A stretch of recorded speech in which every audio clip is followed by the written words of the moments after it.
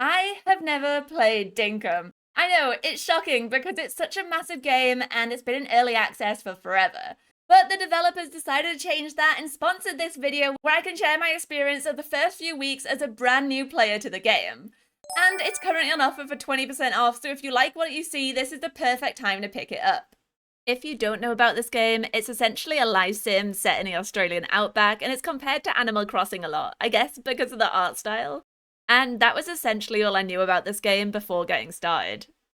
As with most farming and life sim games, Dinkum starts with designing our character, and there's a fair bit of choice here, especially for the eyes.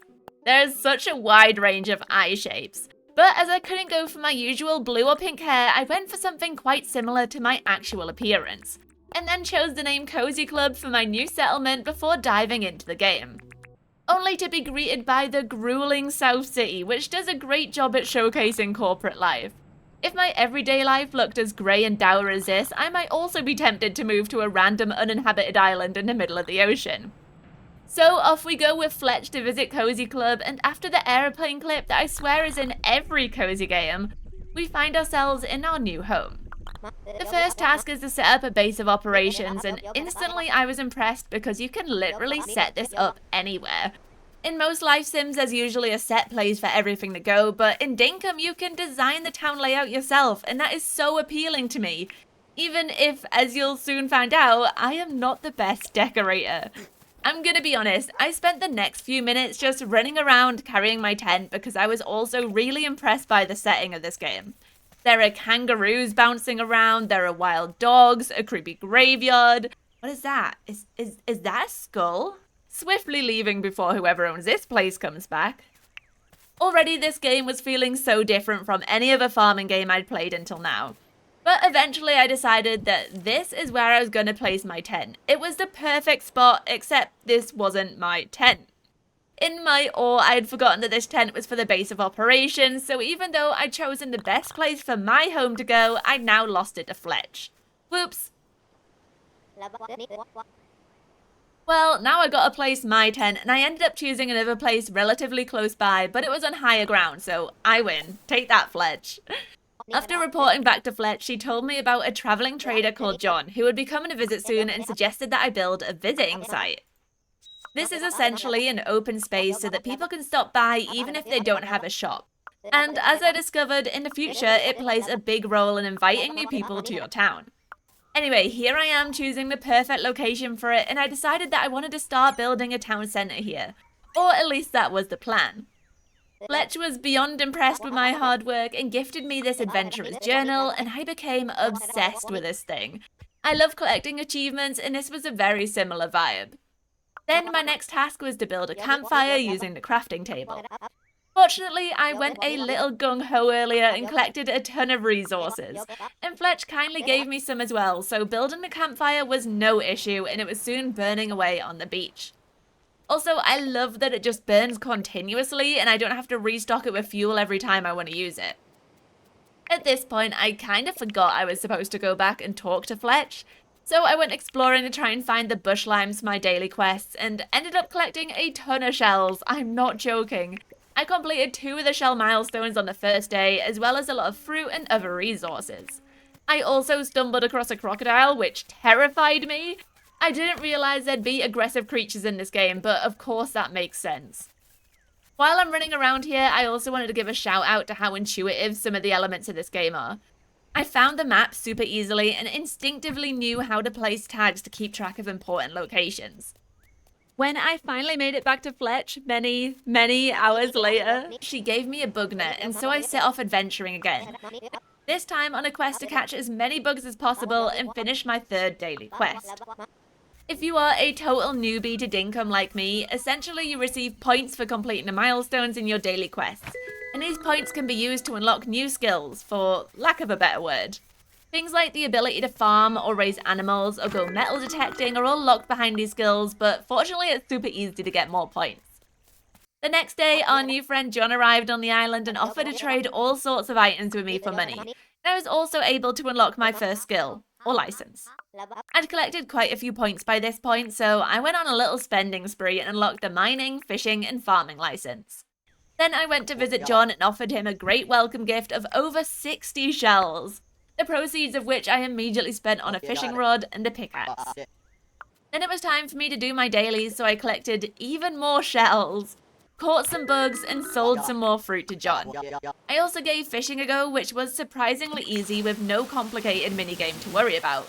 You just need to pull when the fish isn't pulling. When I spoke to Fletch, she suggested I buy a table saw and gave me half the money for it. And then it was time to start thinking about our first permanent building, a store for John, because of course he gets a permanent home before I do. After procrastinating for as long as possible and trying to catch a shark with my fishing rod, I eventually went back to Fletch, who taught me how to build a furnace. It didn't take me long to collect all the resources, and I soon had it set up next to my campfire and sawmill. Wait, no, that's the wrong way around. Now I had it set up. With my first tin bar in hand, I was able to go back to Fletch and get the shop deed. Then, continuing my idea for a town square, I placed it near to the travelling visitor site. And then it was time to collect all the resources to build it. Which didn't take long really, as I'd already collected so many of them. Most of my time was spent waiting for the tin to smell, and this is one of the downsides of the game for me.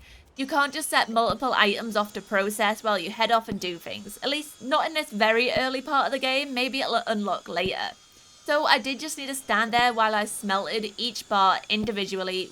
During one of these gaps though, I braved my fears and stabbed a shark with my pickaxe.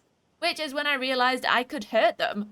Immediately after I remembered there was a hunting license, and then I completely derailed my quest to build John's shop because I wanted to best a shark. I wasted all of my hard collected resources to craft a spear, and decided to take one on. But it proved trickier than I was expecting though, on account of it just swimming away from me. I'll get you next time, shark. So I returned to my original quest of collecting resources to build a shop. Until I got distracted again, this time by a crocodile. Or is it an alligator? I'm not sure, but emboldened by my recent shark victory, I rushed into action and somehow managed to beat it by jumping. A lot. As you can probably tell, I don't play many games with combat, so I was really proud of myself for this. Unfortunately though, all my misadventures meant I wasn't able to complete the shop today. Although I did donate the gumwood planks before heading to bed. Day 4 seemed more promising though, especially as I started the day by donating the tin sheets and nails, which just left the palmwood planks. But I hadn't seen palmwood yet, so off I went on another adventure. Honestly, just running around was my favourite part of the game, and after cutting down a few incorrect trees, I finally realised that palmwood obviously came from a palm tree. Don't judge me. I collected way more palmwood than was probably necessary and headed home to cut it into planks before donating it to the shop. And now I was free to enjoy the rest of my day, so I spent it fishing. After this, I stopped recording everything and just started playing the game for fun, and I had a great time. I managed to slay my first shark, and kinda slay my second, and I built a boat and went for a row as the sun set over the ocean. I unlocked my first animals and set up a coop for them next to my farm. I also built a museum and started filling it with all the bugs and fish I'd been collecting. And I had a lot of fun running around with a metal detector, although I wasn't the best at it. Dinkum has been such a pleasant surprise for me, from how intuitive it is to get started to just how different it is to anything else out there. I was only meant to play a couple of hours for this video, and I've already played over 14 hours of the game, which I think is a testament to how much I've been enjoying it. There are a few drawbacks though, as I've not worked out how to farm yet, although I think this is probably a similar issue to ranching, where you just need to wait for the right shop to turn up. Do I need to be more patient, or am I missing something? Let me know down in the comments. Although I did manage to plant some banana trees.